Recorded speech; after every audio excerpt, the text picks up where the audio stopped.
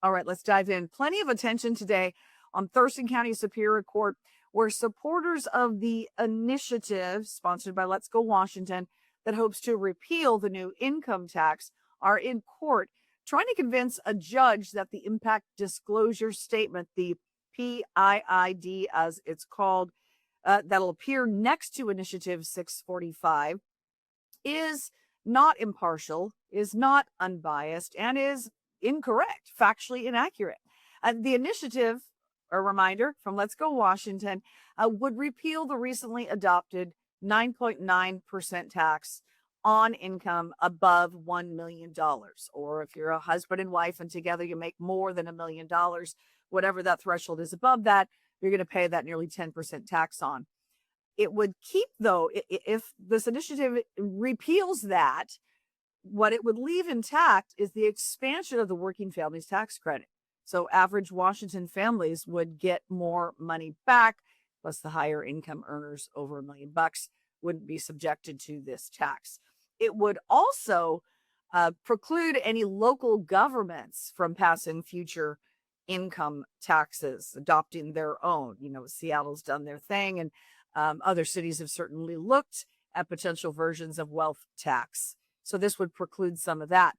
But next to that initiative on the ballot is going to appear this public investment impact disclosure statement.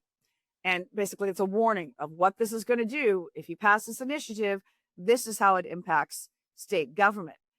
The problem, according to the legal challengers here, is what the disclosure says. And here's what the disclosure says. I'll read this for you.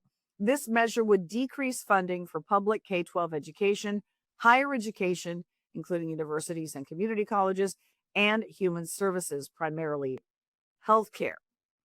Now, again, challengers say, how can that be when there's no revenue to take and to cut from these? Future, they could put money into it, but as the income tax legislation was written, there's no guarantee for where any of that money goes. It could well go to the general fund. You could have budget writers, making decisions down the line about what really needs the income tax revenue rather than education, rather than healthcare.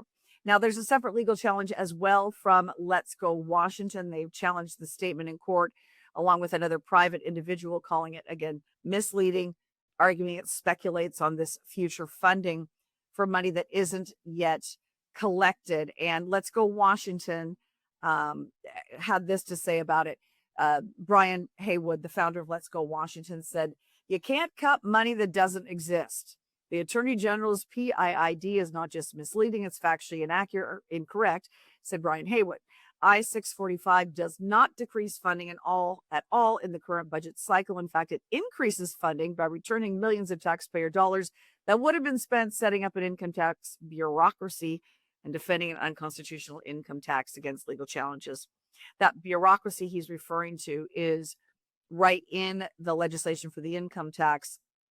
It funds the Department of Revenue hiring a whole bunch of people that are going to have to, new government employees that are going to have to administer, to keep track of who the wealthy people are, where the money comes in, and, track all of that. So that's the bureaucracy he was referring to. Now I want to play some comments from Republican Party Chairman Jim Walsh in a conversation earlier this week where we were discussing this challenge to the PIID. The whole PIID concept is controversial. It's basically been weaponized by the state attorney general's office, who's charged with writing the 15 to 18 word description. And first it was Ferguson, now it's Nick Brown. The two successive state attorney generals have completely manipulated this thing. The idea of the PIID is it is transparency. It says what the likely impact of the initiative will be. But they lie. They're saying that it does thing. In this case, they're saying that the initiative to repeal the state income tax will cause a reduction in spending on K-12 schools, on higher ed, on human services, and that is a lie. It doesn't do that. And so the state party, the state GOP, has filed an amicus brief to the lawsuit filed by Let's Go Washington, disputing the wording of Nick Brown's 15 to 18 word description of this initiative. And as we point out in the amicus filing that the court will read and consider this week, uh, we demonstrate with direct links to the Office of Financial Management and the budgets of the state of Washington that the statement in Nick Brown's description is a lie. It is wrong. And so we use the OFM is the agency under the governor's office that writes the budgets for the governor and manages budgets. We use their own data to show that Nick Brown's description of this initiative is a lie. It's false.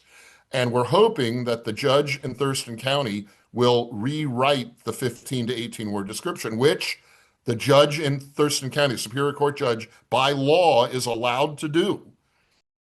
Now, as we shared in Thursday's episode, it could be the judge deciding on the spot after today's arguments. Chairman Walsh said that's up to the judge. The judge could say, yeah, I'm going to rewrite this thing on my own. It's like 15 to 18 words, or I saw another source today that said it was like 21 words at max. But the judge could right there rewrite it and say, no, this actually seems like a more fair statement that should appear next to the initiative. Judge could take the recommendation of these Republican challengers, Let's Go Washington supporters as well. I've said this is what it should say to be fair and accurate, or could say simply it's fine as it is, the way the AG wrote it, and let that go to the ballot next to the initiative. If there is not a decision right away, I've been told it would come as soon as Monday. So we're going to be watching for that. And our Washington State editor, Andrew Paxton, is closely following this argument today. He's going to be putting up an article following the hearing with exclusive reaction from participants on our Center Square Washington page. So I encourage you to check that out for far more detail.